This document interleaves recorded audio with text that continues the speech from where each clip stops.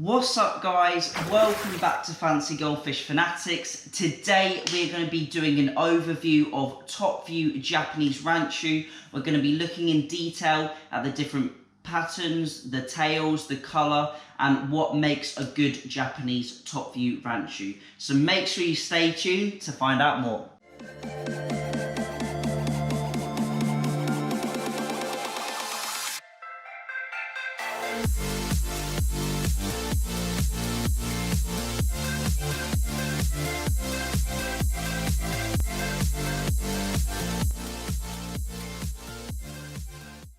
Hey Fanatics family, welcome back. As always, check out the links in the description. As I said, today we are going to be looking at Japanese top view Ranchu. We're going to be heading outside and we're going to be looking at the fish I've purchased, and we're going to be going through what makes a good Japanese top view Ranchu and also what makes a bad one as well. We're going to be looking at the pond, as you can see right here on the screen. These are only young fish. They are tosai, as I've mentioned previously, which in Japanese means a fish under 12 months old.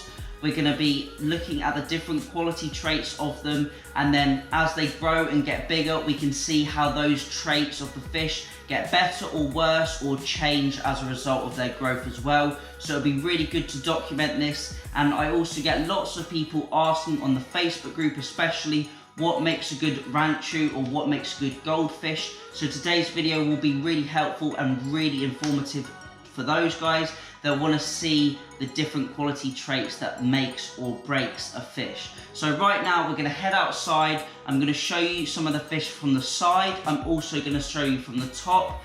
Generally, as they are top view Ranchu, you would always be viewing them from the top. But as I have a glass window in the pond, I do have to view them from the side as well. So that does influence my decision slightly when I select fish, as I need to make sure they look nice from the side as well for my viewing pleasure as well. Now I will be holding some of the fish.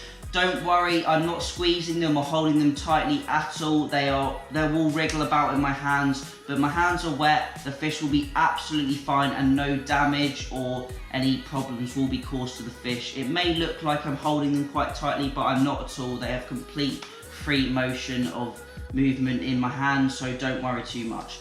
But that was a quick disclaimer. But now we're going to head outside and we're going to take a really good close look at some of these fish, and I can't wait to get them on camera and show you what they look like. So I'll catch you in a minute as I head outside. A few moments later. So here we go. Here are the 6 tosai top view Japanese Ranchu we've just got in the outdoor pond. Now they look absolutely tiny in this pond, but believe me, they will grow really quickly, and hopefully by the end of the season they will be so much bigger, and also we will hopefully have a few more fish.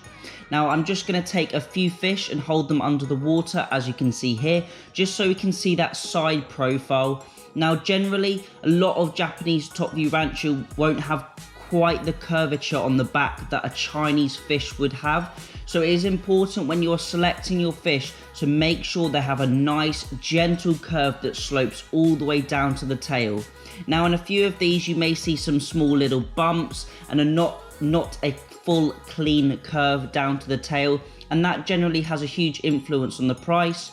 You can also see the wen growth is a little bit prominent on the more orange fish, and those oranger fish have a slightly better tail. You can see it's more splayed and more open. Generally, I found the 2 orange fish I have better wen growth, better backs, and better tails as well. The backs don't curve quite as much as they would on a Chinese or a Thai Ranchu, and they're a little bit more elongated and straighter, which is also good because it also leads to less problems with buoyancy and swim bladder, as the organs aren't all compacted into one area. Now when I hold these fish from the top in the bowl, you really can't notice the backs are not curved or they have any bumps, etc., because you're looking down on the fish and it's really hard to see. You can really see the lovely tails on these orange Ranchu or red Ranchu, and they have such a really good wen growth as well. Now I've got this 6 fish in the bowl here, and I'm just showing you the wen growth on these orange ones. They have that box shaped wen. The more squarer a head, the better, especially for the top view Ranchu. And you'll notice that the red and white fish don't quite have the same amount of wen growth. Hopefully that may come in the future, but generally with a fish of around 11 or 12 months old, it should have some prominent wen growth already, or it will be quite unlikely that it will become really more prominent in the future.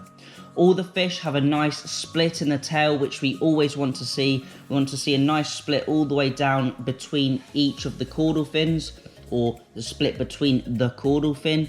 And then both fish will have all fish will have two anal fins that you can see just under the caudal fin here, and then also two fins underneath. We want to make sure the higher quality fish will have two anal fins, and that goes for all fancy goldfish generally. The Ranchu, the Oranda, top view Ranchu. You'll really notice on those orange fish now, you can really see that square head, which is really good sign, and it's a good sign that it's going to grow and become more prominent in future.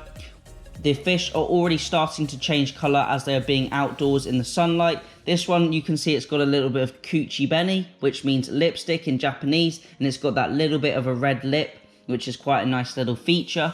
The red colour and the white will strengthen in the sun, and it will become a lot darker. So when you're selecting really young fish, don't focus too much on the colour, but focus more on the quality of the fish, the back curve, the head growth, the swimming pattern, if it's got any buoyancy issues.